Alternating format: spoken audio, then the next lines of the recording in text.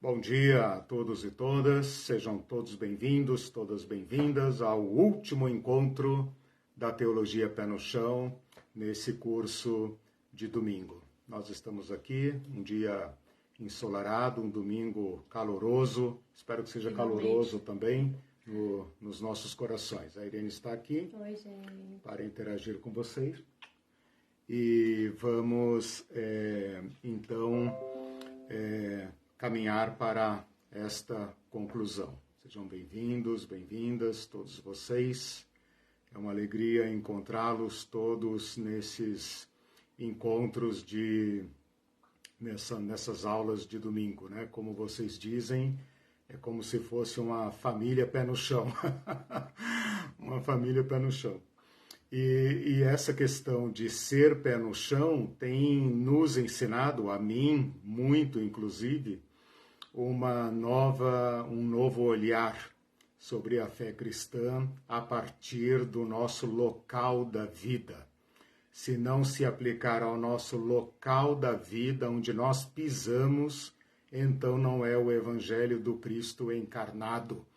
Porque Cristo não apenas se fez carne, mas se fez carne naqueles dias e naquele lugar.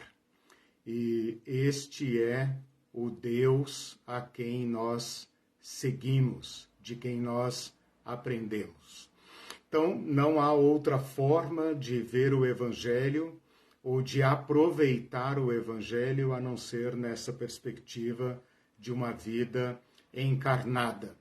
E quando nós falamos de encarnação, nós não podemos excluir todas as dimensões da vida. Portanto, podemos sim falar de um Cristo encarnado na dimensão política. Política, como nós temos colocado aqui, é uma dimensão que abrange a vida toda, porque todo relacionamento é um relacionamento também político, ou um relacionamento de poder. Você poderia dizer, cara, mas você não está forçando a barra aí? Ora, todos nós somos poder. Eu disse isso na primeira aula de apresentação lá em fevereiro. Nós não apenas temos poder, nós somos poder. Nós fomos criados como poder e como potência. Portanto, tudo o que fazemos em relação ao mundo e em relação às pessoas pode ser olhado na perspectiva da política. Nós temos aprendido a pensar a política como sendo uma coisa apenas de governo, ou de eleições, ou do legislativo, ou do presidente, das nações. Mas nós podemos e devemos, e eu espero que o curso tenha ajudado, a olhar nossa vida, nosso ser no mundo, como um ser político. Nós não podemos nos abstrair desta dimensão política. Todas as relações que estabelecemos são relações de poder, portanto, políticas. Até a relação entre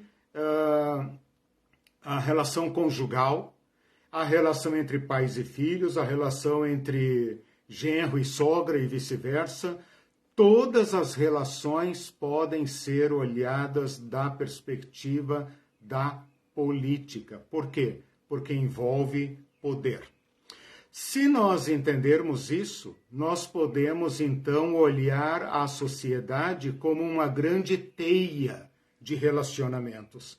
Ao invés de pensarmos na sociedade como uma pirâmide, em que lá em cima tem o cara que detém o poder, abaixo dele menos poder, até chegar ao povo laico ou ao povo comum, o povo, como a gente costuma ouvir e falar. Se nós olharmos a sociedade assim, nós não entenderemos a sua complexidade. Nós pensaremos no poder como algo que alguns têm e outros não têm. Então, o poder está lá em Brasília, o poder está nos tribunais, está no Congresso, está no Palácio do Planalto, está na Casa Branca, né? o poder. E se nós olharmos por essa perspectiva que eu estou colocando, na verdade não tem uma pirâmide, tem uma rede. E essa rede, ela é dinâmica, e cada um de nós está encaixado nesta rede de poder com suas parcelas distintas de poder. Por exemplo, eu posso exercer poder num certo relacionamento e em outro ser completamente desprovido dos meios de poder, ou melhor dizendo, ter menos poder, né? Mas todos nós estamos envolvidos nessa rede de poder. O poder, por sua própria natureza, tende a ser invisível. Para que haja dominação, para que haja distribuição de poder, para justificar a concentração de poder na mão de uns e não de outros, esta distribuição desigual de poder tende a ser invisibilizada por meio de ideologias ou teologias, para que a gente aceite que é ele que manda, ela que manda e não eu. Então, tudo isso tende a ser invisibilizado. Quanto mais invisível o poder, mais potente, digamos, a sua dominação sobre nós. Portanto, este curso é também uma chamada à conscientização destas relações de poder. Você pode fazer esse exercício de fazer esse distanciamento intelectual, digamos, para olhar o lugar em que você vive como um nozinho desta rede de poder. Você pode olhar, por exemplo, a relação conjugal, a relação com os filhos, a relação na vizinhança, a relação com colegas de trabalho, com a hierarquia do trabalho na escola, na sociedade, no país, na política propriamente dita, né, na política no sentido estrito das autoridades políticas, de acordo com a lei. E pode pensar também nessa teia de relações internacionalmente. Então, veja, o que nós estamos propondo aqui serve para você se entender seu lugar, seu modo de ser, nas micro-relações sociais e até mesmo nas macro-relações internacionais, como sendo relações de poder. Esse poder deve ser revestido de legalidade para conter abusos, mas para além da legalidade, o poder sempre vai procurar se impor e garantir o maior naco do poder. Pensa, por exemplo, numa sala de aula, em que a turminha ali da 5ª série chegou pela primeira vez numa escola. Você dá 1 semana, 2 semanas e as redes de poder já se estabeleceram. Esses poderes são legais? Não. O poder legal diz que a professora ou o professor é aquele que exerce uma maior parcela de poder naquela relação de ensino, naquela relação de educação. Mas, passado um pouco tempo, as pessoinhas já se organizaram ali conforme as suas capacidades de se impor. Isso acontece na igreja, na família, entre um filho e outro, entre marido e mulher, entre parentada toda. São relações de concorrência e de poder. Bom, ao longo desse curso nós observamos por que isto é assim. Existe uma teologia do poder, existe uma razão pela qual nós encaramos todas essas relações como sendo de concorrência, né? Por causa dos medos, dos temores, do que os outros podem fazer contra mim, porque como eu tenho sede de poder, eu vejo que os outros também têm e, portanto, o outro passa a ser um concorrente meu. E aí nós entramos numa luta de todos contra todos. As Escrituras nos dão uma ideia do porquê isto é assim.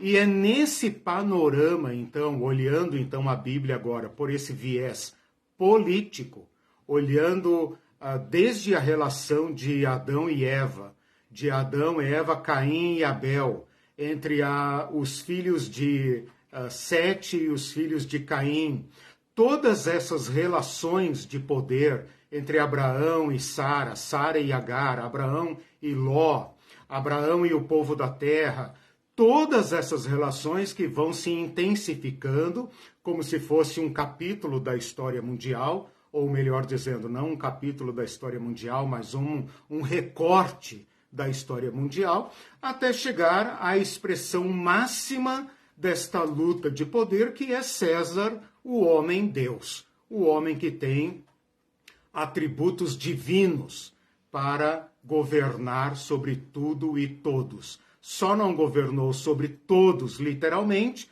porque os meios, a tecnologia, as condições de domínio ainda não estavam disponíveis. Hoje, porém, nós vivemos um mundo de poder total, de poder descomunal, e que, embora nós tenhamos as democracias, as leis, as instituições nacionais, internacionais, nós vivemos um mundo de poder total, de império total, de modo que desde a Casa Branca, desde Wall Street, desde a Faria Lima, até o último povo da Terra está envolvido nesta guerra pelo poder. O que eu fiz até agora? Eu estou fazendo uma análise, uma retrospectiva do Evangelho nessa perspectiva política e depois uma recapitulação assim teórica do que nós fizemos lá no início do curso para incluir-nos a nós mesmos neste panorama político e demonstrar muito claramente que nenhum de nós pode se abstrair desta dimensão política. O que nós podemos fazer é negar a política. E aí nós entramos naquela invisibilidade das relações de poder. É um modo de ser político, né? Não sendo político, negando a política. Mas, na verdade, uma vez que cada um de nós vive em sociedade e portanto, mantém relações com um grupo de pessoas, você já é um animal político. Não tem como se abstrair disto. Bom, colocadas estas peças importantes, nós passamos então a expor como isto se deu no mundo de Jesus. Quem é que joga os papéis principais do poder na época de Jesus? Você já deve ter percebido que eu estou fazendo uma recapitulação do curso para expor, então, a tese final. Este é o programa da nossa aula de hoje.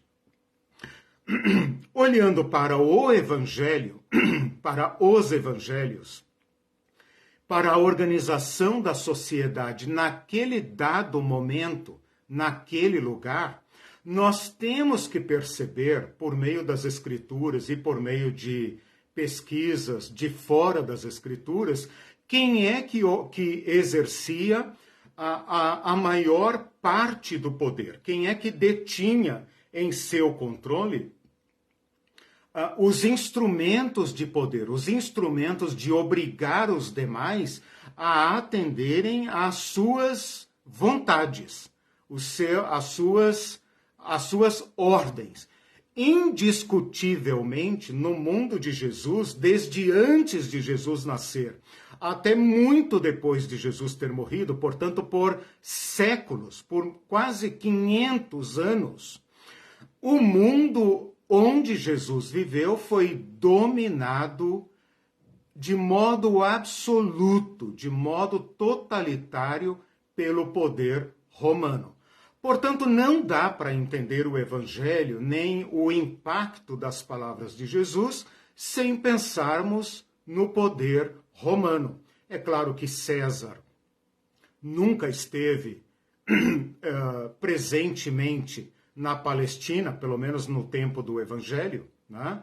Mas ele se fazia representar. E então nós estudamos na primeira parte desse curso o sistema de poder romano e como este poder se expressava, se materializava nas mais diversas dimensões. Então, na dimensão política, o poder político, poder de julgar, poder de punir, poder de tributar, poder de legislar, né? Poder de se apropriar dos bens, de determinar como aquela sociedade vai se organizar. Então, diversas dimensões, política, econômica, social, religiosa, tributária e militar, claro, né? As legiões romanas, os centuriões, todo esse vocabulário dos sistemas de poder que estão presentes no Evangelho. Se você disser, cara, mas você não está forçando a barra, é a segunda vez que eu pergunto isso hoje, né?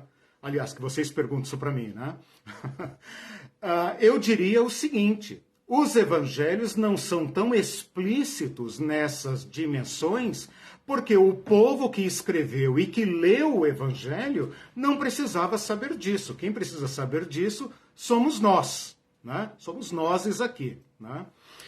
Bom, eu disse também para vocês que esse poder totalitário normalmente não quer exercer seu domínio por meio da força bruta.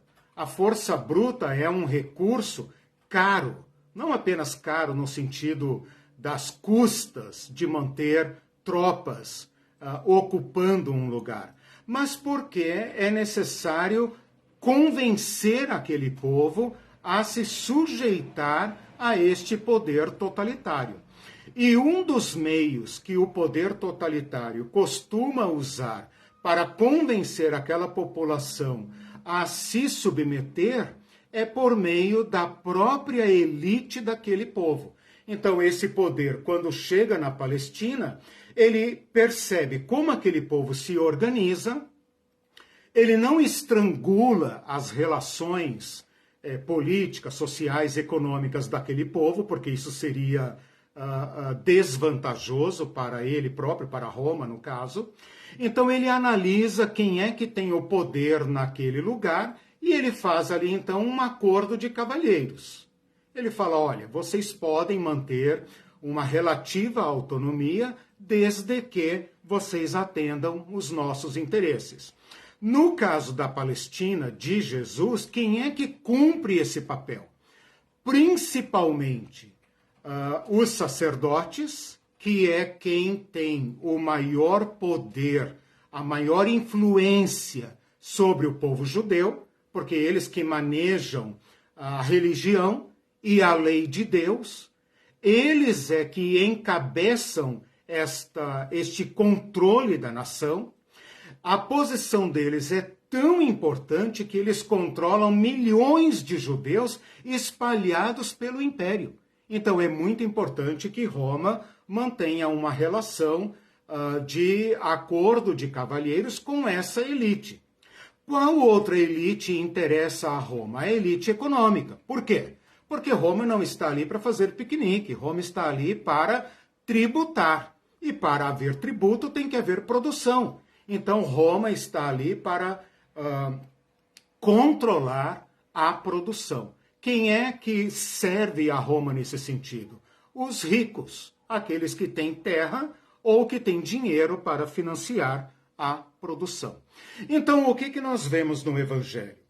Que o sacerdócio, com todo o poder que ele representa, aliás, eu estou devendo para vocês, fica para o próximo ano, um curso sobre o período interbíblico, para que vocês sejam mais bem capacitados para entender a grandeza política do sacerdócio, né? Esse sacerdócio do tempo de Jesus era herdeiro de uma monarquia. Então, eles não são apenas poderosos como eram os sacerdotes na época do Antigo Testamento. Eles eram muito mais poderosos. Então, no Evangelho nós vemos esta elite sacerdotal, os saduceus, que são um partido, entre aspas, um partido religioso, político, econômico. Por quê? Porque controla o Sinédrio, e o Sinédrio é formado em grande parte pelos grandes latifundiários. Qualquer semelhança com o nosso Congresso não é mera coincidência, né? É assim que o poder se organiza. Quem é que abocanha a máquina do Estado? Aqueles que dispõem dos meios de produção, né? Parece até que a aula de hoje não é sobre Bíblia, mas é exatamente sobre Bíblia. Então, o que nós temos aqui até agora é uma descrição do poder romano que não pode ser ignorado. Se for ignorado, nós estamos desencarnando Jesus. E depois, na segunda parte do curso, nós estudamos essa maquinaria judaica, que em troca de manter seus privilégios, fez acordo com os romanos. E nesse acordo com os romanos, a parte que lhes cabia era manter o controle do povo. Como é que eles mantêm o controle do povo? Principalmente através da religião. Porque a religião, instrumentalizada pelo poder político, é o controle absoluto, é o controle não apenas dos corpos das pessoas, da força de trabalho das pessoas, mas o controle da sua interioridade. Qualquer semelhança com o fascismo brasileiro, né, não é mera coincidência, porque é que os evangélicos, de repente, saíram das sombras para se tornar um grande ator político, né? Por quê? Porque ele tem a capacidade de controlar a massa e convencer a massa de que é isto que Deus quer. E quem é que vai se opor a Deus e aos ungidos que falam em nome de Deus? Então, até agora, eu fiz uma recapitulação, tanto da introdução, em que eu falei sobre o poder político, da primeira parte, em que eu falo do ator romano, né? O papel que Roma joga neste cenário. Então, o cenário das Escrituras, o mundinho de Jesus, está completamente controlado pela presença romana. E, em segundo lugar, eu falei sobre como a elite judaica se aliou aos romanos para manter esse estado de coisas. Esta exposição que eu estou fazendo é rigorosamente fiel aos dados do Evangelho, portanto, da Bíblia e da história. Eu não estou inventando nada, eu não estou fazendo aqui uma montagem teórica para poder deduzir dela um Cristo político, um Cristo guerrilheiro, um Cristo do meu partido. Não. Estou apenas recompondo aquilo que foi perdido porque nós não vivemos naquele tempo e aquilo que tende a ser invisibilizado. As relações de poder tendem a ser invisibilizadas. Por quê? Porque quanto mais invisíveis, maior a sua potência, maior a sua eficiência de dominar. O Celso fez um comentário justamente sobre isso. Ele diz assim, vamos ver se vai dar para ouvir, né, que eu estou sem microfone. As democracias fragilizadas são ditas que são fortes, quando na verdade elas são mais fracas. Quando elas mais fracas servem para aumentar o poder total do sistema que nos governa. E nas democracias mais fracas, a religiosidade surge potencialmente muito mais forte. Vide a fragilização da democracia brasileira, que deu voz potente a líderes como Malafaia, por exemplo, e muitos outros, né? legal, você está fazendo uma crítica à nossa democracia, né? Uma democracia frágil, ainda não consolidada. Eu colocaria ainda mais uma pimenta nesse negócio, dizendo o seguinte: a democracia, como nós a conhecemos, não apenas no Brasil, mas como um ideal político da modernidade, é uma ideologia. É um véu que invisibiliza as verdadeiras relações de poder na nossa sociedade. Então, se antigamente, no mundo pré-moderno, a gente diria que o poder é exercido em nome de Deus, o poder do rei é da vontade de Deus, o poder dos donos do mundo havia sido confiado a eles pelo próprio Deus. Isso era feito assim na época de César e depois na Europa medieval. Apenas mudou o Deus, né? Mudou o Deus ou os deuses. Porque a igreja medieval homologava, normalizava, legitimava a exploração do mundo como sendo a vontade de Deus. Ela abençoava o império, abençoava as monarquias. Nós do mundo moderno, da era moderna em diante, da Revolução Francesa em diante, nós passamos a desenvolver a ideia do Estado moderno com seus regimes constitucionais e a democracia, que na verdade, fazendo agora uma crítica ácida, né, apimentada, na verdade, não deixa de ser um véu ideológico para esconder os verdadeiros donos do mundo. Enquanto nós acreditamos que é a vontade não de Deus agora, mas do povo, em nome do povo, os poderosos da sociedade abocanham o aparato do Estado e o exercem em favor do seu próprio benefício. Né? E mesmo esse povinho que hoje está na porta do quartel, o povinho aqui não é pejorativo, é porque é uma minoria, né? Quando eles falam poder emana do povo e etc, etc, estão incorrendo no mesmo erro. Né? Caberia a nós fazermos a crítica dos falseamentos da democracia, para que a democracia, por nossa insistência e teimosia, se tornem efetivamente democracia.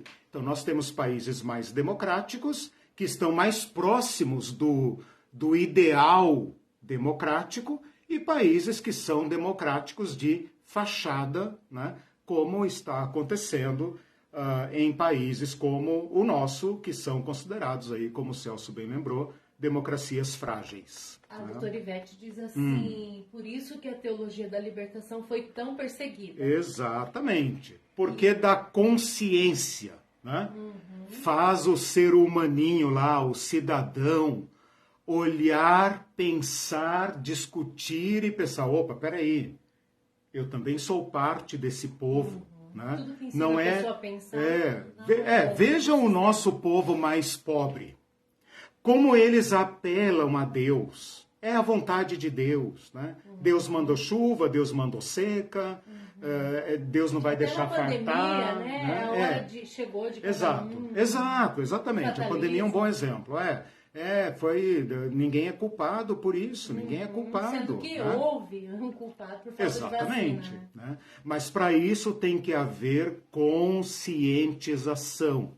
Então, grande parte desse curso está na pedagogia da libertação, está na pedagogia da teologia da libertação. Por quê? Porque é para que nós leiamos o Evangelho com nossos olhos desvendados. Eu proponho esse desafio. E muitos de vocês têm falado para mim, têm dado para nós esse testemunho. Já não mais consigo ler o Evangelho com aquela consciência inocente, né? Como dizia Paulo Freire, né? Já estou agora olhando com outros olhos. Este é o objetivo, né? Colocar Cristo diante dos nossos olhos, como Paulo fala, acho que para os Gálatas, né? Eu apresentei Cristo para vocês, que é como se vocês estivessem vendo o Cristo face a face. Esse é o objetivo deste nosso curso aqui. Né? Mais um comentário da Marlene sobre essa questão da vontade de Deus. Ela diz assim, esse controle no interior ou do interior da pessoa é a coisa mais perversa que o mundo já conheceu. Quando penso, por exemplo, nos escravos africanos que de alguma forma foram convencidos de que a escravidão deles era algo legítimo, eu não tenho palavra para descrever minha indignação. Exatamente. Veja por que a religião interessa aos donos do poder, né? Porque a religião tem esta capacidade que a ideologia, por exemplo, não tem. A ideologia, ela pode ser apenas mascarada. Você pode viver num país, numa ditadura, fazer tudo o que o ditador manda, mas aqui dentro você rejeita aquilo. Com o instrumento da religião, não. Aí a coisa já passa para a sua interioridade e aí o controle é total. Né? Tem essa abolicionista americana, não vou me lembrar bem o nome dela, mas é Harriet. Não me lembro, se alguém tiver aí, coloque. É uma frase famosa dela que correu na internet. Hoje ela é uma ídola, né, dos direitos humanos americanos, um ídolo. Idolatrada, né, no bom sentido, em que ela falou, libertei muitos escravos, não sei quantos lá, muitos escravos, teria libertado mais se eles soubessem que eram escravos. Ou seja, a escravidão só é possível porque a mente da pessoa tem que ser transformada numa mente de escravo. Ela tem que entender que aquilo que lhe coube nesta vida é da vontade de Deus. Então, seja um bom escravo. Né? Se você for um bom escravo, o nosso Senhor, Deus, lhe dará o prêmio. Esse tem que ser um bom patrão e esse tem que ser um bom escravo. E Jesus, né, que é o cabeça desse sistema, né, se encaixa nisso. Ele se encaixa nisso e ele premia isso. Então, a história dos galardões, né, e toda essa coisa do céu dourado e azul, né, foi dado como placebo para adocicar a boca e o gemido e secar as lágrimas de muitos sofredores, injustamente. Essa crença, às vezes, de vontade de Deus é uma ferramenta muito utilizada. Com certeza. E ela é essencial, por exemplo, na monarquia, né? A aceitar que alguns foram escolhidos. O poder era divino. Que era divino. Alguns foram escolhidos, então você tem que obedecer ao rei. Né? Toda a realeza, na verdade, ela se amparou. A realeza, não sei o que os ingleses dizem disso, mas a única razão pela qual você distingue uma família para ser sangue azul é por um direito divino. Não tem outra forma. Né? O máximo, tanto que essas monarquias de hoje são resquícios do mundo pré-moderno, né? Porque o mundo moderno adotou a Constituição, a vontade do povo, que também é uma ideologia. Né? Que também é uma ideologia. Porque, na verdade, é uma forma de dizer todo mundo é igual, todo mundo tem o mesmo direito, nós somos um povo só, e etc, e cega as pessoas para que elas não assumam, né, tomem consciência desta sua dignidade. Né? Último comentário para você seguir. O Celso diz assim, porque eu leio os comentários de acordo com o assunto que vai... Não, hoje eu não tenho pressa, eu estou recapitulando e tal, e quero falar da camada mais pobre da sociedade, né? Mas eu não tenho pressa hoje, porque hoje é a última aula, todo mundo já passou de ano, dei presença para todo mundo passou, ninguém ficou em recuperação, então nós estamos um pouco mais tranquilos. Ele diz assim, e um dos principais falseamentos da democracia é a balela da separação de poderes. Exato. No fundo, acima de poder executivo, poder judiciário e poder legislativo, ele repetiu aqui, há o sistema atemporal de dominação do império global com suas cabeças de hidra. Isso. Veja, o que nós estamos dizendo aqui, nessa introdução, que já deu meia hora, mas está ótimo a participação, está ótima a participação de vocês, é o seguinte, né? A legalização dos poderes a constitucionalidade legal dos poderes é a melhor forma que nós encontramos de disciplinar aquilo que no início eu chamei de guerra do poder. Todos nós estamos entrelaçados, enredados numa trama de disputa de poder. O mundo sempre teve que lidar com este conflito para que a gente não se matasse uns aos outros. Como é que eles resolveram isso? Elegendo um chefe. Esse chefe foi se tornando, com o tempo, um rei, e até chegar ao imperador. Foi aquilo que eu falei no início da aula. Desde Adão, vamos pegar o relato bíblico, né? Desde Adão, que passa a governar sobre Eva, né? Que os crentes adoram, né? O marido que manda na mulher, né? Pecado de Adão, né? E Caim, que mata seu irmão, né? E toda essa sangria desatada que percorre a humanidade vai bater lá em cima no César. Então nós temos aí a história olhada pelo viés do poder e toda a história da humanidade. Onde é que nós chegamos com isso? Nós chegamos ao Estado democrático de direito, o Estado de bem-estar social. Este é o nosso ideal. Na prática, porém, tirando a Constituição de lado, nós estamos todos metidos numa guerra de poder. A diferença é que nós temos todo um arcabouço legal, acho que o Celso concorda comigo nesse ponto, né, jurista, a doutora Ivete, né, os advogados que eu estou vendo aí, nós temos todo um arcabouço legal, todo um aparato legal que medeia, né, essas relações e tenta manter a paridade, né? Então, você tem promotoria, defensoria e tal. Por exemplo, euzinho aqui posso acionar a União. A União, o Brasil inteiro. Euzinho, posso entrar com um processo contra a União, né? O Brasil todo, né? Representado juridicamente pela União. Então, veja, esse é o nosso aparato. Na prática, nós sabemos que nós estamos metidos numa luta desvairada pelo poder. Que, em tese, euzinho aqui, posso botar um processo contra uma multinacional ou contra uma pessoa milionária, e, em tese, nós somos iguais perante a lei e os aparatos do Estado vão garantir que a justiça seja feita. Na prática, nós sabemos que não é assim que as coisas correm. Nós temos que ter consciência. Então, esse estudo que nós estamos fazendo, terminando hoje, é para que, olhando o mundo de Jesus, tomando consciência. O que é consciência? É um saber com. É como se eu olhasse aquele mundo, me distanciasse dele para tentar olhá-lo de fora e ver como ele funciona. E, como eu disse, esta leitura que eu estou propondo é evangélica, é canônica e é espiritual. Espiritual no pleno sentido da palavra, né?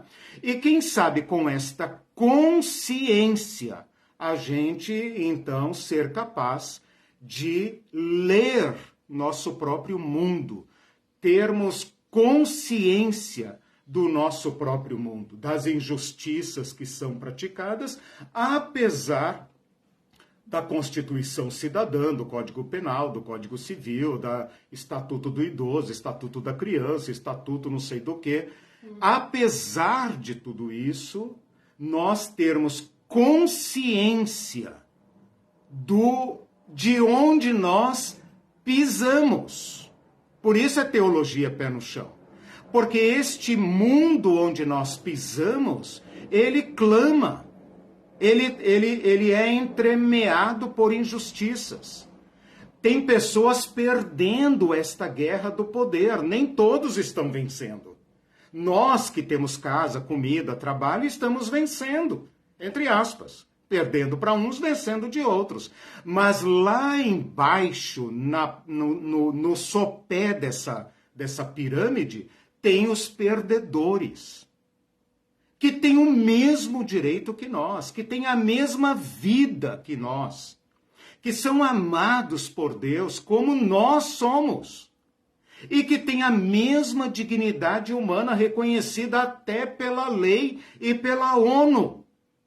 E, no entanto, vão comer o pior desta terra e vão sofrer mais do que animais durante toda a sua vida por gerações, dentro do Estado democrático de direito. Nós não estamos falando, exatamente, não estamos falando, né, só do mundo de Jesus. No mundo de Jesus, Roma não estava ali para garantir o bem-estar social dos pobres. Roma estava ali para tributar e para proteger as fronteiras da Palestina, que na verdade era defender suas próprias fronteiras. Né? A Faria Lima agora. Exato. Agora nós estamos dentro de um estado de bem-estar social, em que o maior bilionário desse país tem o mesmo direito que o Zé Mané que está ali embaixo da ponte cercado de cachorros. Teoricamente, sim. Nós temos que tomar consciência. E Jesus, agora nós chegamos na quarta parte, né? Jesus joga o seu papel, né? Ele atua dentro deste cenário. E como eu disse quando apresentei o poder segundo Jesus, não o poder segundo César. Porque o poder segundo César é esta guerra de poderes que nós estamos vendo. Nós falamos aqui do poder segundo Jesus. E este poder segundo Jesus tem duas potências que são incomparáveis: o amor e a verdade. Jesus desmascara as falsidades desse sistema de coisas. Então, Jesus pode nos ajudar a desmascarar as falsidades da nossa república. Jesus pode nos capacitar a desmascarar as aparências, a crueldade. O tribunal que deveria julgar de modo justo, porém promove injustiça. As casas de leis que deveriam votar leis justas, mas que servem para perpetuar e aprofundar a injustiça. Pode parecer um horror para nós. Eles vão votar isso. Não é possível. Mas eles vão votar isto. E a partir de agora passará a ser legal. Jesus nos habilita a desmascarar esse estado de coisas. Eis aqui uma função do cristão na sociedade. O cristão não é aquele que enfia a cabeça no buraco para dizer eu sou do céu, não sou deste mundo, eu não tenho nada a ver com política, política é coisa do diabo. Ou aquele cristão que fala, Jesus vota no meu candidato. Jesus é um ator dentro deste estado de coisas, mas ele não difere nada. Ele entra ali para entrar no poder de César.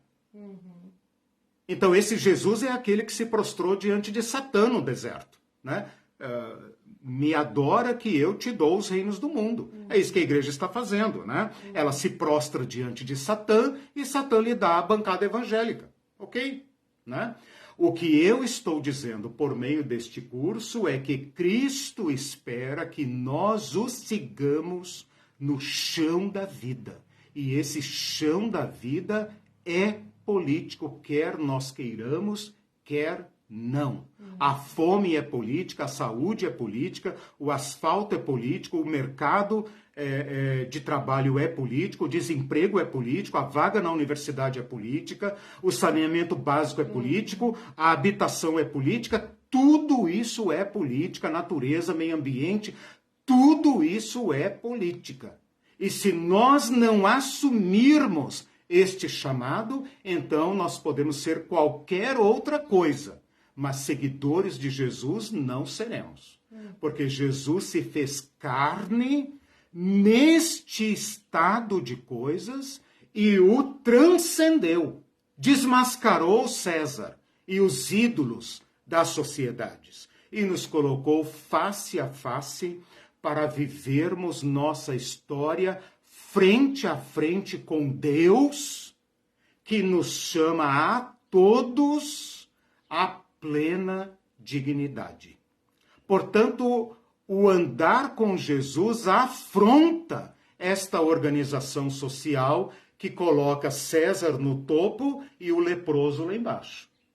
Senão, não é o evangelho de Jesus, meus irmãos. Pode ser o evangelho da sua igreja, dos seus pais, etc, etc, do pastor fulano, do apóstolo Beltrano, etc. Mas não é o evangelho de Jesus. O evangelho de Jesus se encarnou. E encarnou não significa apenas ter um corpo. Significa pisar o chão da vida com todas as suas implicações. O Alceu Faco diz assim... Muito bom dia a todos, e é muito bom ainda, melhor ainda é ouvir essa chamada de realidade. O difícil é fazer todas essas verdades chegarem lá onde a manipulação alicia dia e noite os desavisados da verdade da vida. Exatamente. E a doutora Ivete diz assim... O Alceu toca no ponto aí, né, na grande tarefa, né, de ensinar, né, ensinar as pessoas a guardar a tradição de Jesus, né? Essa tradição libertadora. Né? Aí ele diz ainda que nada é possível sem a polícia, pois tudo passa pela... polícia? Não, política. Pois tudo passa pela polícia. Quer creemos... não sei. Tá. Quer creemos que tentemos negar, deve ser política. Não sei se é o corretor que boicotou. E o Marcos Aurélio diz assim, a bancada evangélica e seus aliados é o sinédrio de hoje, que tramam o assassinato de Jesus novamente. Bem colocado, bem colocado. O papel que os nossos, eu digo nossos, né, no sentido amplo, religiosos evangélicos têm exercido se parece muito com o sinédrio. Por quê?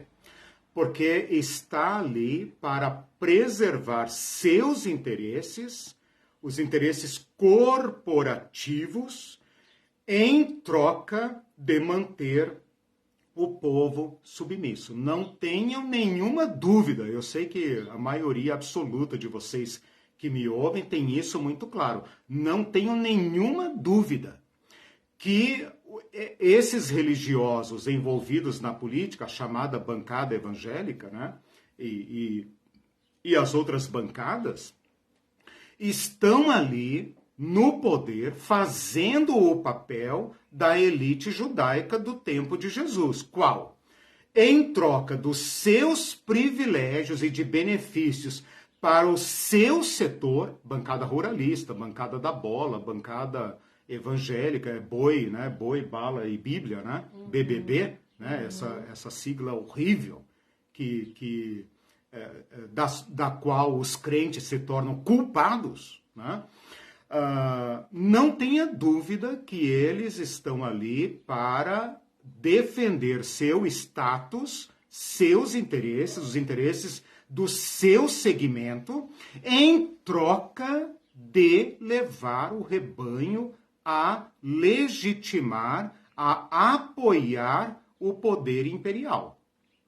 E o nosso governo político, a nossa elite econômica e política, toda ela faz um papel muito semelhante ao do Sinédrio, né? Então nós estamos vendo aí a igreja aliada às elites desse país, elite econômica, elite política, elite financista, né? Que estão a serviço do império, porque nosso país não é soberano, assim como a Palestina não era soberana. E todos os países estão cada vez mais cativos de um sistema que como o Celso falou agora há pouco, é aquela cabeça de hidra, né? É aquela cabeça que você nem sabe mais onde fica. Fica em Nova York? Fica onde? Fica na União Europeia? Onde fica? Né? De tão transcendental se tornou o império, ele é tão absoluto, né? Que ele faz com que toda a nossa organização social e política brasileira obedeça a esse estado de coisas. E se houver qualquer ameaça aos seus interesses, ele fica nervoso. Ele dá sinais de que não gosta, né? Ele eleva o dólar, derruba a bolsa, parece uma besta soltando fogo pela boca, né? Nervoso, né? Se pensarmos, o pão nosso de cada dia nos dá hoje, ó nosso Pai, né? Se nós, como sociedade, dissermos em uníssono, Pai nosso, dá-nos o nosso pão, dá pão a todos nós, que as mesas de todos nós sejam fartas. A besta não gosta. Então eu espero que a essa altura a gente já seja capaz, temos feito isso nas últimas aulas, né? Que a gente seja capaz de pensar quem hoje faz o papel de Roma. Qual é esse poder extorsivo, escorchante, que pressiona a nossa sociedade e a obriga a se organizar e a funcionar em torno de um interesse que não é nosso? Nós deveríamos ser capazes de nos organizar para o bem-estar do nosso povo. E junto com o nosso povo, promover o bem-estar das nações vizinhas, para vivermos vida tranquila no nosso continente e contermos as correntes migratórias e o aumento da pobreza e a destruição do meio ambiente, tudo isso. O que é que nos obriga? Que poder mundial é esse que nos obriga a destinar toda a nossa economia para fora e manter nosso povo faminto, escravizado e sem dignidade, sem teto, sem nada? Por que é que a cidade mais rica do país é aquela que tem o maior número de famílias morando na rua? E nós rezamos nas nossas igrejas, Pai nosso, nosso, meu e seu. Ou é nosso ou não é de ninguém. Dá-nos o pão, ele dá. Nós tomamos tudo e enviamos para Roma. E ainda dizemos, é porque vocês não são crentes o suficiente, vocês não oram o suficiente, não jejuam o suficiente. E quem é no nosso país que faz o papel de legitimação desse poder externo, desse poder opressor? A nossa elite, junto com a igreja, não tenha dúvida. Os pastores que ganham seus 30, 40, 50 mil, eles não estão preocupados em fazer justiça, eles são reprodutores da injustiça. Eles fazem a elite dentro das suas próprias igrejas. Ou as igrejas estão atuando para diminuir as diferenças e a desigualdade social? Não. Elas reproduzem a perversidade do Estado. Eles se tornam pequenos Césares e montam seus pequenos impérios. E reproduzem dentro da igreja a marca da besta, a marca do império. Então, é claro, eles não podem fazer outra coisa a não ser se coligar com o Império Romano. Quem é o Império Romano hoje? O mercado? O sistema bancário mundial? Os credores mundiais? Né? Quais das nossas igrejas estão contra esse sistema de coisas? Tem voz profética para denunciar esse estado de coisas efetivamente, não da boca para fora, efetivamente. Estão dispostos a pisar no chão da América Latina, no chão do Brasil, no chão do Nordeste, do Sudeste, das periferias, das ocupações, para denunciar esta máquina de matar. E resta então, nós, já vou parar aqui, resta então nós, o povo comum, o povo que está embaixo dessa máquina de matar, né? E aí nós nos organizamos de acordo com essa exploração, né? Se eu também sou explorado, se eu não posso piscar os olhos que o governo rouba ou ataca, saqueia o fruto do meu trabalho, por que eu vou me importar com o outro se o governo pilha 1/3 do meu salário, né? Com impostos? Então ele que socorra o pobre, né? Então nós vamos desenvolvendo essa cultura romana, mesmo sendo pobres, mesmo sendo trabalhadores, nós todos vamos sendo cooptados para esta cultura romana. Eu digo romana me referindo ao mundo de Jesus. E agora, então, nós poderíamos pensar um pouco sobre o que fazer com Jesus, porque nós também vivemos nesse estado de coisas.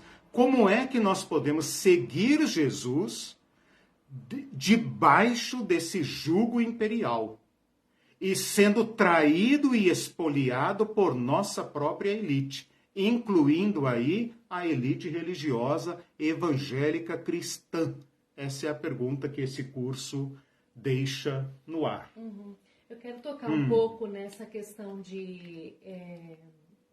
do poder e a questão espiritual. A Marlene perguntou pro Celso sobre cabeça de hidra. Daí ela disse, você quer dizer as bestas, o capeta? Eu quero ter certeza se entendi. Aí ele falou, sim, tem muitas bestas. E eu lembrei daquela aula sua sobre sistemas e subsistemas, e lembrei daquela expressão que a gente só espiritualiza no sentido de principados e potestades. E lembrei, então eu queria que você tocasse um pouco nisso, porque daí, deixa eu ler só o último comentário dele, que tem a ver com isso também, e ele diz assim, qual a melhor forma de confrontar um Deus que é uma coletividade, Pai, Filho e Espírito Santo, um poder antagônico, cuja raiz está em muitas cabeças, tal qual a de uma hidra. Assim é difícil identificar o centro nervoso da cabeça do sistema do império global.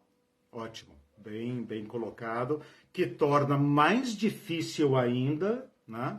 Mais difícil ainda o nosso embate. Né? Porque na época do apóstolo Paulo, a sede absoluta do poder era Roma. Né? E durante muito tempo nós sabíamos dizer onde é que estava o dono do mundo.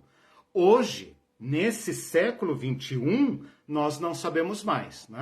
No século passado, na segunda metade do século passado, nós vivemos um mundo bipolar. Não bipolar no sentido dos transtornos, né, bipolar. Mas o mundo dividido entre dois, pelo menos, grandes blocos econômicos, que eram Estados Unidos e União Soviética, que dividiam o poder no mundo e nesse equilíbrio macabro manteve o mundo, de certa forma,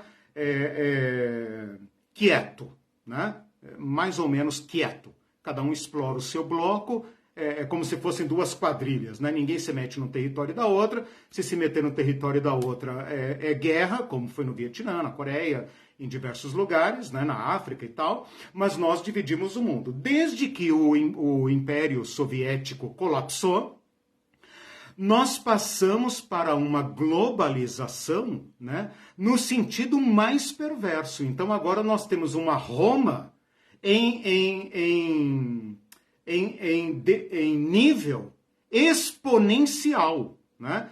E nós não podemos dizer, como talvez foi o sonho americano, que os Estados Unidos iria dominar o mundo, né?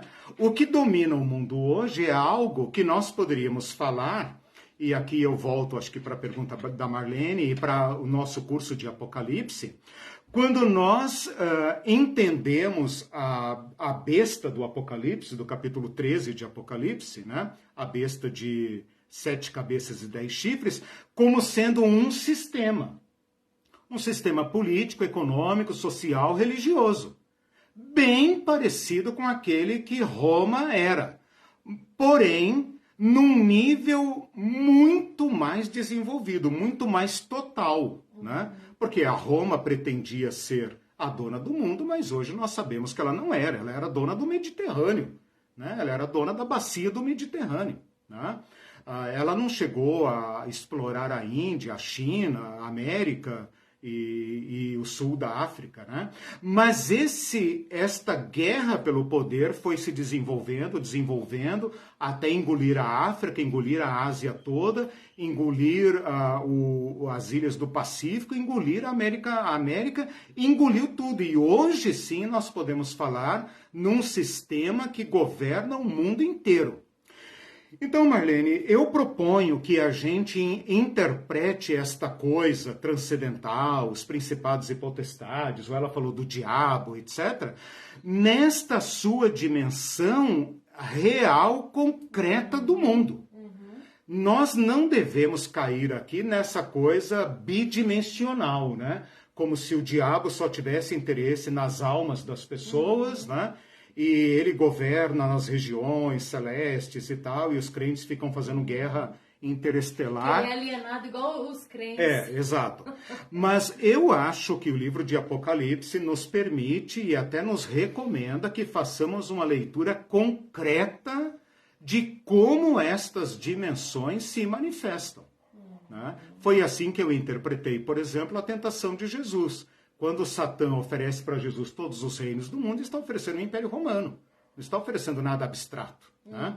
E eu gosto que o apóstolo Paulo tenha usado essa expressão principados e potestade dos ares, né? Os crentes, obviamente, entendem isso como uma diabosfera, né? Então nós temos aqui as diversas esferas, né? Estratosfera, biosfera, heliosfera, não sei o quê, logosfera, blá, blá, blá, blá, blá, blá, né? Isso não é minha área, né? Vocês já perceberam, mas eu lembro lá da quinta série que nós somos cercados por diversas esferas, né? Diversas esferas. Eu não vou tentar lembrar o nome aqui, mas se você jogar no Google aí as camadas que envolvem a Terra. E eu acho que os crentes pensam que lá em cima, lá para cima dos satélites e tal, alguma coisa, não sei se para lá da Lua ou antes da Lua, tem uma diabosfera. Tem uma camada que envolve a Terra cheia de capetinha e ali barra tudo, né? Ali barra tudo. Então, quando você ora, você tem que ir no seu centro o seu centro de navegação aqui da NASA espiritual, você tem que ficar monitorando e tal, porque ele vai passar pela diabosfera para chegar lá na cristosfera, né? Cristosfera, né? Cristosfera, acho que é isso. Mas Paulo fala de uma forma muito inteligente que isso está no ar. Por que está no ar? Porque você não pode dar endereço, você não pode dar o CEP de onde está. Está na Faria Lima, está ali, está lá, está em Paris, está em Tóquio, está não sei o quê. Se você acompanha a Bolsa, você vê que essa coisa é transcendental. Que as riquezas percorrem o mundo em fração de segundos, sai de uma bolsa, entra na outra e etc. E esse troço está no ar. Ele adquire uma dimensão espiritual, no sentido weberiano, né? Do espírito do capitalismo, né? O espírito do capitalismo. Olha, o que é o espírito do capitalismo? É uma potestade demoníaca que a gente pode orar, jejuar e expulsar e amarrar e mandar para o abismo? Não. Mas é um espírito que governa os donos do mundo. E mesmo que eles quisessem, eles não poderiam agir diferente, porque eles estão sob o comando desse sistema que se emancipa deles e os governa. Então, todos esses movimentos políticos e econômicos não têm uma cabeça só. Eles são difusos. Onde está o centro do mercado financeiro no mundo? Onde está? Não tem como dar endereço, né? Esse dinheiro pode sair da Bolsa de São Paulo para a Bolsa de Nova York, para a Bolsa de Tóquio, e passa por não sei onde, etc, e ferra com milhões de pessoas assim, né?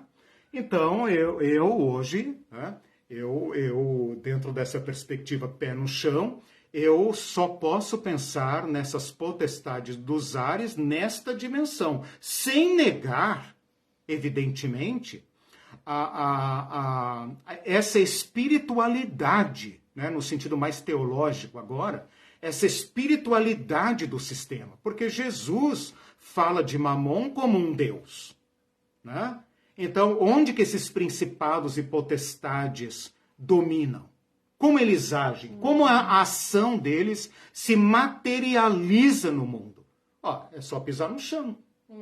É só pisar no chão. A gente vai ver os abusos, a destruição dos seres humanos, que ele está corroendo a humanidade de cima a baixo. Ele não está matando apenas lá embaixo, no sopé da pirâmide social. Ele está matando lá em cima também. Ele está desumanizando, destruindo, convencendo esses homens de que eles são divinos, de que eles podem fugir para Marte a qualquer momento, e a sua obra de destruição não para.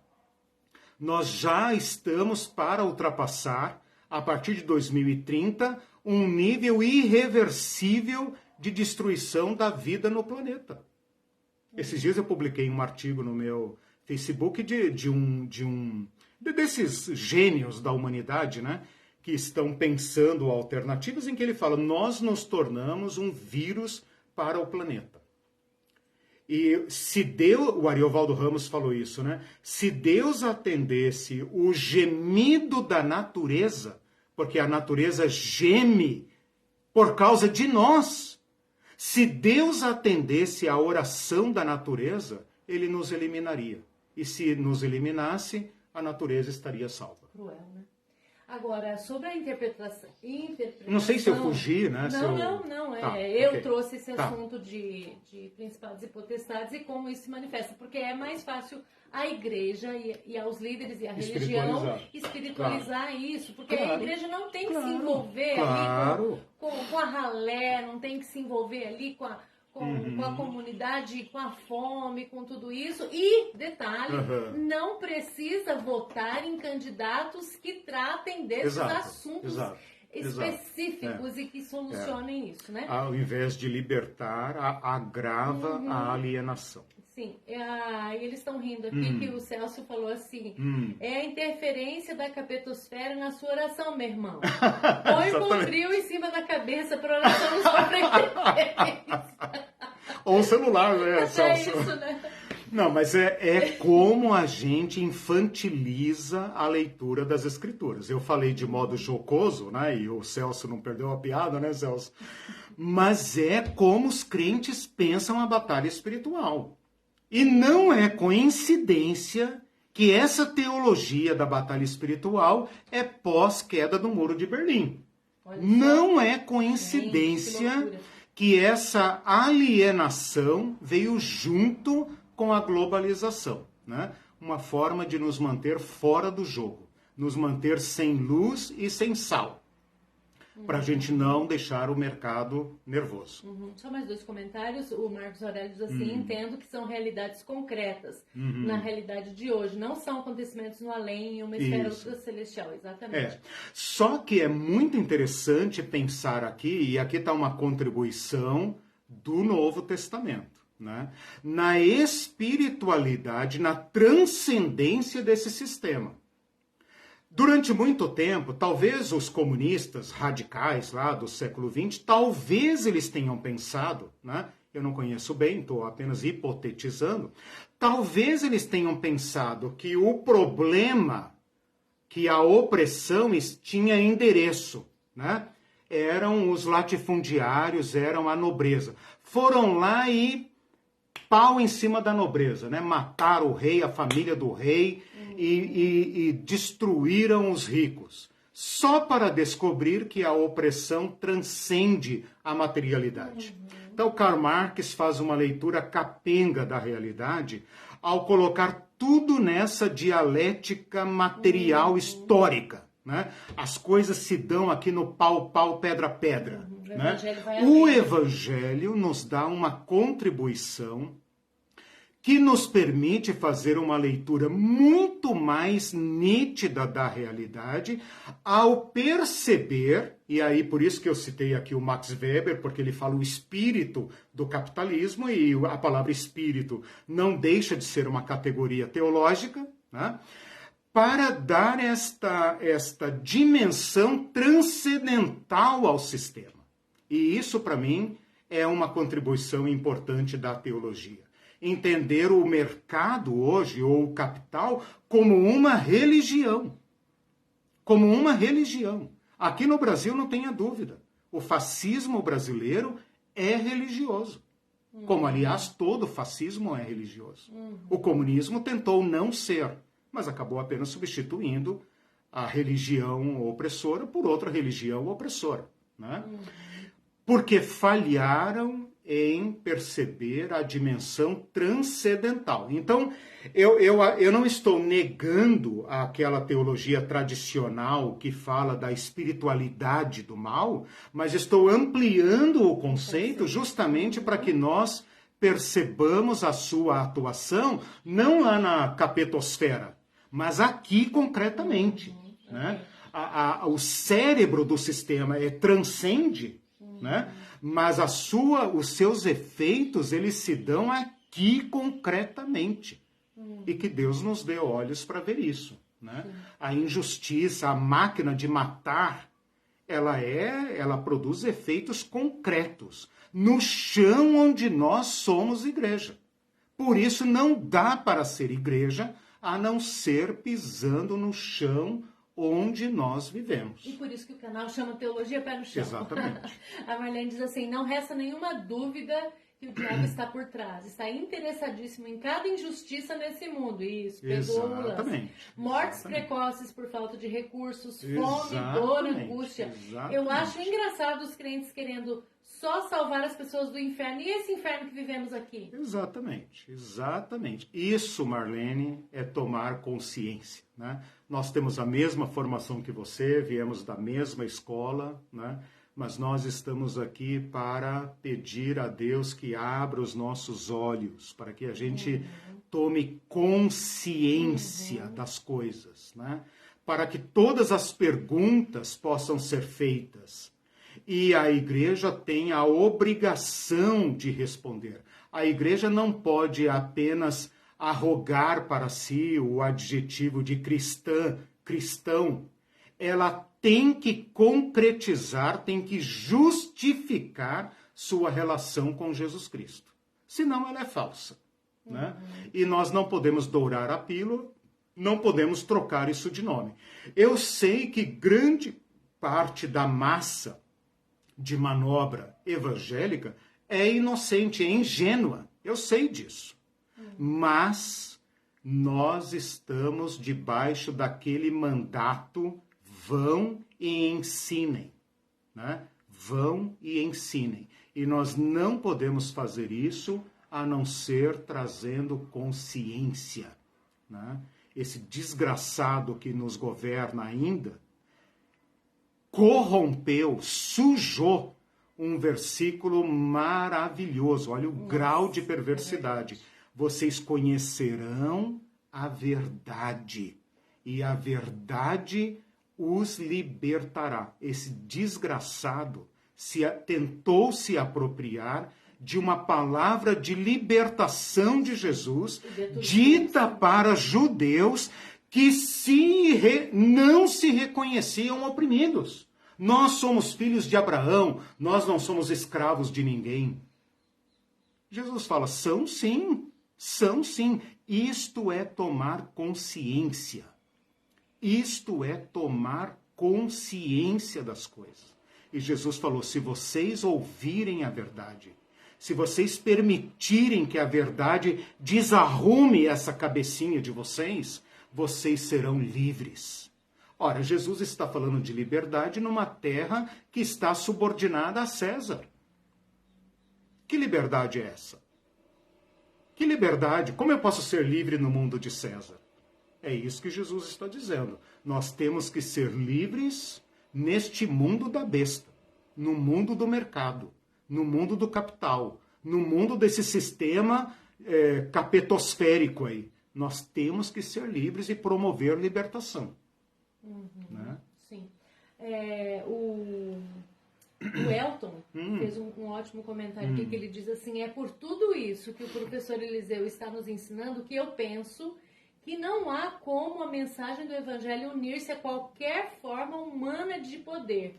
O único poder a que nos aliamos é o de Cristo. Pela minha experiência, toda vez que alguém em um cargo qualquer agiu ou falou em prejuízo da dignidade e dos direitos de alguém e justificou que era pela igreja, pela moral cristã, pela Bíblia, pelas famílias, pelo Evangelho, entre aspas, etc., rejeitou a Cristo e o significado de sua mensagem. Ou seja, citou religião cristã, prejudicou algo ou alguém e acreditou ser isso normal e necessário. Saiu completamente fora da vontade de Deus. Ou completamente por minha parte, viu, Elton? Eu gostei do seu comentário. Tenho certeza que ele concordaria. Mas é exatamente isso. Exatamente isso. Você coloca uma questão muito interessante, né? Que é a questão da relação entre a Igreja de Jesus Cristo, a corporação de Jesus Cristo e os poderes políticos. Né? E segundo as suas próprias palavras em outras oportunidades, nós temos que manter esta posição profética, né? De reprovar o que desumaniza e, portanto, trai a Cristo onde quer que se manifeste, né? E louvar e abençoar aquilo que promove a dignidade humana, onde quer que se manifeste. A doutora Ivete traz uma questão também, como a coisa acontece, né? As destruições. Ela diz: vimos agora como é frágil a nossa democracia, como nesses últimos 5, 6 anos destruíram-se cláusulas pétreas da Constituição com facilidade. Ela é exatamente, advogada, né? Exatamente. Veja como a luta pelo poder não reconhece limites, né? A Constituição Federal, as leis do Brasil e de qualquer país são tentativas de manter o poder dentro da jaula, né? Controlado. Essa é a única forma que nós conhecemos. Mesmo assim, o poder tem o poder mundano, né? O poder como nós conhecemos, ele tem essa dimensão bestial. Não é à toa que a Bíblia chama os poderes do mundo como bestas feras, né? É uma analogia muito justa, muito esclarecedora, porque a natureza do poder é bestial, né? Ela vai produzir vítimas, né? Para citar de novo a tese de pesquisa do Elton, né? Ela é estruturada de forma a privilegiar alguns e produzir vítimas do outro lado e normalizar esse estado de coisas. É muito importante, mas muito importante que a gente pense e não esqueça o seguinte: todas as vezes que Jesus falar de poder e de autoridade dele, meu poder, eu lhes dou poder, autoridade, todo poder nos céus e na terra, o Espírito Santo lhes dará poder, não é o poder de César. As palavras podem ser as mesmas. Eu não tenho aqui um vocabulário para criar um conceito novo. Mas é fundamental que nós entendamos que todas as vezes que Jesus falar, ou Paulo, ou a Bíblia, falar em poder segundo Deus, ou autoridade para, ou autoridade sobre, é aquela segundo Jesus, que eu chamei aqui de poder servitude.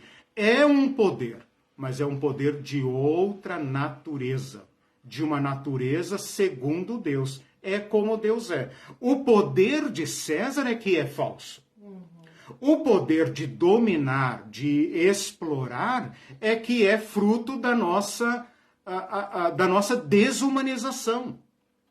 Nós podemos, em Jesus Cristo, transformar nossa concorrência mortal em cooperação. Nós podemos transformar todo o poder que somos em um serviço à humanidade, como tantas pessoas fazem, né? como tantas pessoas fazem, encarar sua vida como um cooperador em favor, um cooperador da humanidade. Todos os outros poderes que são representados em César são desumanizadores, é aquilo que o Elton falou. Então nós podemos ter aí, na dignidade do ser humano, talvez uma como é que fala, a pedra de toque, né? O teste final, né? O que promove a verdadeira dignidade do ser humano, este é o poder segundo Deus. Quando qualquer pessoa, um agente policial, um serviço telefônico, qualquer pessoa atender de acordo com a dignidade humana, se condoer da dignidade humana, promover a dignidade humana, esta ação está segundo Cristo. E onde qualquer pessoa ou instituição promover a indignidade humana, a alienação humana, este poder é segundo César e César é segundo Satã. Pronto. César é aquele que se prostrou diante de Satã para ser o dominador do mundo. Jesus é aquele que fala, vai-te, Satanás. Vai-te, ó mercado.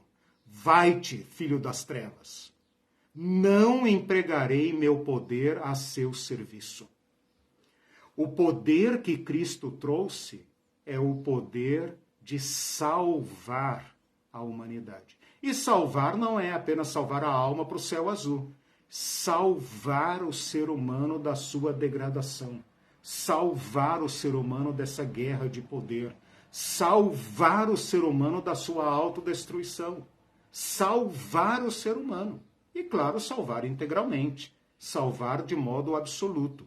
Salvar de modo que nenhum poder político poderia jamais fazer. Salvar. Né? Então, é assim que nós podemos, quem sabe, nesse novo ano, lermos a Bíblia assim. Eu tinha intenção hoje, mas o papo foi excelente. Eu fiquei pensando, se o papo não rolar, né, eu vou colocar aqui uma última tese. Mas eu ia falar justamente daquela camada mais baixa da população. Aquela camada, os últimos do mundo. Aquilo que o Evangelho chama os últimos, os menores, né? Essas categorias aí que são ocupadas por quaisquer pessoas que estão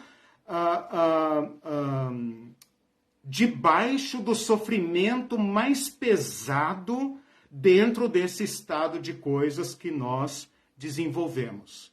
E segundo Jesus, o poder servitude, o poder como Jesus o exerceu, dá preferência a eles.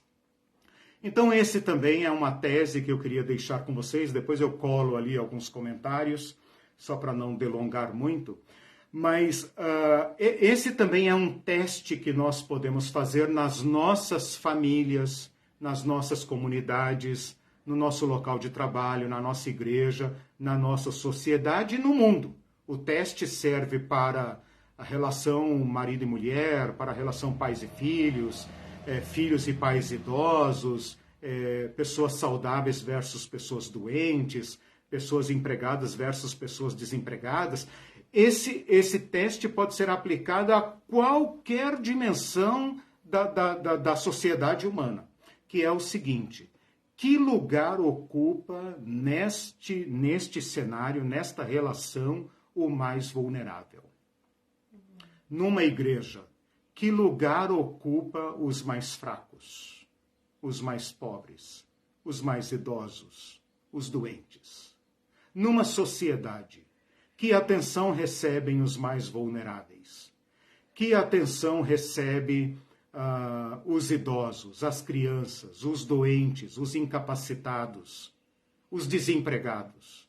Que lugar eles ocupam no orçamento da nação, na contabilidade da igreja? Com quem é gasto a maior parte dos recursos?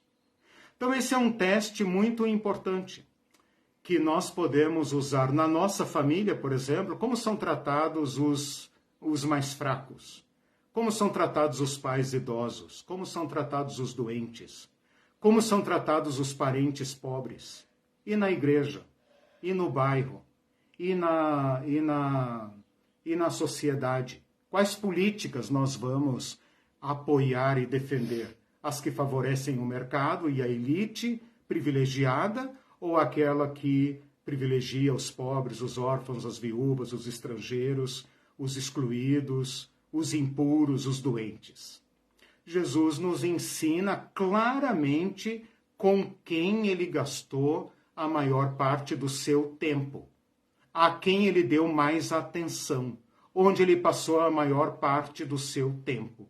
Então, segundo Jesus, o poder dele foi dirigido preferencialmente aos mais vulneráveis naquele dado momento. Pode até ser que uma categoria daquele tempo não seja hoje uma categoria vulnerável, mas nós temos outras. Então, como cristãos, seguidores do Cristo encarnado, nós podemos fazer a nós mesmos esse teste. Com quem nós gastamos a nossa energia, nossos recursos e nossa atenção, né? Se uma igreja negligencia os seus pobres, os seus fracos, ela é pior do que o governo, porque até o governo tem orçamento vinculado para atender saúde gratuita, educação gratuita e benefícios e etc. Né? Se a igreja não for uma promotora destas preferências, né, ela é pior do que o governo. E se ela for pior do que o governo, então ela não é mais a Igreja de Jesus. Gilamar diz assim: curso maravilhoso, obrigado amigos pela disposição durante esse tempo todo. Mas antes ela pergunta assim, não vai ter diploma no fim do curso? Eu preciso para compor meu currículo de líder, embora esse curso não seja bem visto dentro da igreja convencional. Aí eu falei, vamos ver o que podemos fazer, de repente um certificado sem declarar a origem do curso, tem o nome do professor, meu nome estraga muito, irmã, não vai valer a pena, melhor você... É porque você não entra no sistema. Legal, obrigado Edilamar, nossa querida irmã e tem que ler o comentário de dela, porque ela nunca comenta, ela só quietinha, né? Mas Celso, é uma praticante, né? Nos ensina muito também. Sim. O Celso diz assim, transcender o sistema pressupõe tomar consciência dele. Contudo, o poder sobre cega e cala a maioria dos fiéis. Nós que conseguimos visualizar isso, somos uma infinidade de coisas. Comunistas, desviados, heréticos, infiéis. Jesus foi xingado, né, irmãos? Jesus e João Batista foram xingados. Quer dizer, o sistema sempre vai reagir violentamente contra aqueles que ousarem mostrar um modo alternativo de se organizar, não tenha dúvida. Né? E é importante lembrar, que nem você falou... Gente, a autoridade de Jesus não é para dominar e tal. É importante lembrar que isso não é achismo teu, né? Isso foi um estudo voltado para o grego, que os exemplos na Bíblia sobre domínio sobre demônio só exclusivamente. Não tem poder sobre pessoas. O texto de Mateus 20 a 28 é o culpado de toda essa minha pesquisa. Porque ali Jesus fala categoricamente: não será assim entre vocês. Pelo contrário, vocês farão assim, seguindo o meu exemplo. Jesus acreditou nisso a tal ponto que preferiu morrer, pagar com a vida, a renunciar e ceder a César. Se Jesus tivesse cedido a César, com certeza teria sido um grande mestre, um grande filósofo e tal. Mas ele teria legitimado o poder segundo César. Jesus acreditou e acredita tanto nisso que ele esteve disposto a dar a vida. Nós, e isso eu falo para mim primeiro, nós temos que acreditar neste caminho de Jesus ao ponto de desafiar o sistema e sofrer o dano, se for o caso. Se nos tocar, sofrer o caso. Bom, mais algum comentário? Não. Então, meus irmãos, terminamos 40 aulas que foram dadas ao longo do ano. Foram 2 aulas de introdução que eu não numerei. E depois mais 38 aulas, divididas em 4 partes. A parte em que eu estudei sobre os romanos, a outra parte sobre as autoridades judaicas, a terceira parte sobre o povo que exerce e detém a menor parte do poder, né? O poder é de todos, mas ele é distribuído de forma desigual, obviamente, né? E por último, então, falamos de Jesus dentro desse quadro, né? Se não me engano, eu gastei todo o segundo semestre, de julho para cá, ou agosto para cá, só para construir e contextualizar as palavras de Jesus dentro desse cenário. Eu fui obrigado a fazer por partes para ser didático, né? O desafio agora é montar tudo isso, né? É colocar Roma, autoridades judaicas e povo e Jesus, tudo no mesmo cenário, né? E então reler o Evangelho a partir disso. Eu sou o primeiro a me dispor, a me expor a este olhar de Jesus, né? Agradeço a Deus por vocês terem caminhado comigo nesta visão, nesse olhar de Jesus, né? As participações de vocês me fortaleceram, me estimularam ao longo do caminho. Nós encerramos hoje, então, as aulas de domingo, né? Desejamos um Feliz Natal a todos, um 2023 feliz, de muita esperança, de muita graça e de bênçãos sem medidas sobre a vida de todos. E voltaremos com pequenos cursos, né? Não sei ainda quando, mas final de janeiro, por aí, tema, né? Assim que tiver. Eu tenho alguns pequenos cursos para dar, mas no ano que vem, ao longo de 2023, eu não pretendo dar um curso longo. Esse é o terceiro curso longo que eu dou aos domingos de manhã. Eu dei Teologia da Generosidade, que deve ter ocupado mais de 40 aulas, dei Apocalipse o ano passado e agora esse Jesus e a Política. Então foram 3 cursos muito longos, né? Para o ano que vem eu tenho um tema longo, então eu vou ficar em torno de um tema só, mas eu pretendo estruturar a exposição em pequenos cursos, né, cursos menores, dentro deste tema. E o tema que está no meu coração, e vocês não têm muita opção, é rediscutir Igreja de Jesus Cristo e Reino. Eu acho que nós vamos construir muitas coisas em cima do que já temos trabalhado, né?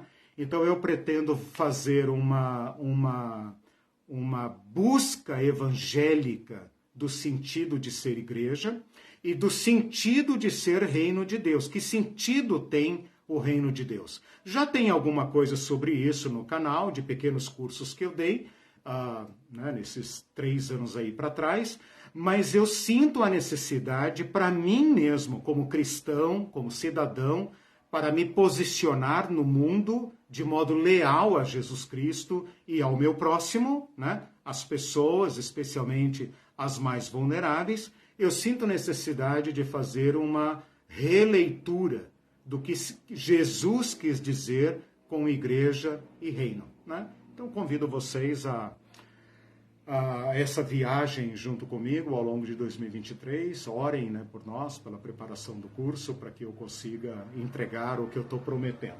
Beleza? Tem uns comentários de agradecimento, mas antes o Celso diz assim: no tocante ao curso sobre o período interbíblico, estaria esperando, tá ok? Sérgio, supera isso, Sérgio. E o Gilberto Scarlett diz: Eliseu, muito obrigado pelo excelente curso. Ai, e a Cica diz assim: no campo da invisibilidade, a grande maioria é considerada responsável pelos seus fracassos. Portanto, sem direito à compaixão. Exatamente, exato. E essa própria maioria, que é composta de minorias, né, Cica? elas acreditam também que elas são responsáveis a ideologia, pelo fracasso. A ideologia Que é implantada, a religião ajuda a religião usada como instrumento de dominação a serviço do mercado. Né?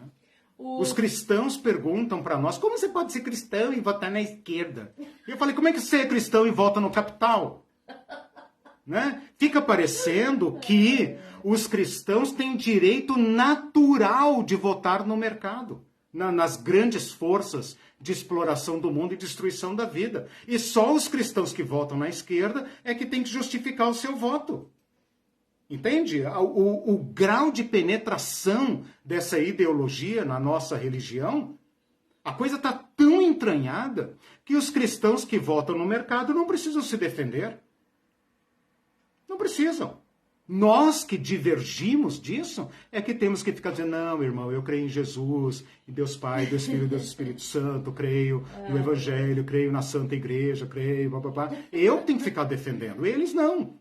Isso mostra, Sica, né, e demais irmãos e irmãs, quão profundamente o joio está entrelaçado com o trigo. A um ponto que não dá nem para arrancar. Não dá para arrancar. Né? Mas nós é que temos que explicar. Eles não. Eles se consideram, né, abençoados por Deus. E se você é fracassado, o problema é teu. Provavelmente você está em pecado, tem que orar, tem que fazer algum sacrifício no altar de Mamon. Né? E o pastor vai te abençoar, vai te ungir e você também vai ficar rico. Os outros comentários. A Evanilde, gratidão, aprendo muito com vocês. Deus os abençoe grandemente. Evanilde, muito obrigado pelos compartilhamentos que ela faz em muitos grupos. É uma grande cooperadora. Obrigado, eu também aprendo muito com você. E o Bruno Guilherme diz, muitíssimo obrigado, Eliseu. Foi esclarecedor e libertador. Deus continue abençoando sua vida e sua família. Obrigado também, Celso, por ter me apresentado esse canal, Teologia Pé no Chão. A Sica, obrigado, cresci muito com vocês. Aí, professor, agradeço imensamente por se dispor a nos abrir os olhos para muitas questões obscuras que fazem parte desse sistema. A Marlene, obrigada por tudo. Os cursos, as aulas contribuíram imensamente para que eu tivesse um ano melhor. Que bom, Marlene. Legal. Fico muito feliz. O Silvio diz assim, criamos um vínculo com o curso que a palavra fim soa estranha. O Alceu diz, inclusive, o Alceu que ele comentou não é polícia mesmo não, é o corretor que boicotou, é política. Então a política passa por tudo. A polícia é apenas uma dimensão da política, né? Um braço. Exatamente. Né? Alceu... Que, aliás, vem da mesma etimologia. Né?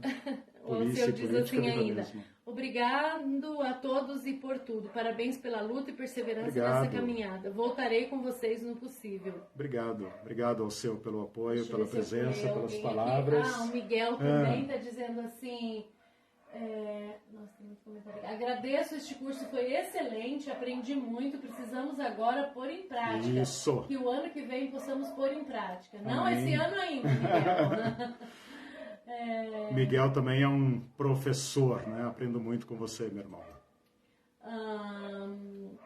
A Miriam Zilda diz, agradeço a Deus pela sua vida e cresci muito este ano. Que Deus continue te abençoando e iluminando o teu caminhar. Ok, eu acho. Obrigado, meus irmãos. Tudo, depois eu leio tudo ali. Forte abraço para todos. Sintam-se todos abraçados. Tenham um feliz final de ano. Agradecer por quem mandou exatamente. Alguém, estrelas. Quem mandou as estrelas? Eu não lembro agora, mas foram 2 pessoas que mandaram as estrelas. Muito obrigada por colaborar com o canal, tá, gente? Obrigado, gente. Deus abençoe vocês. Até mais. Um bom tchau, gente. Beijo. Tchau.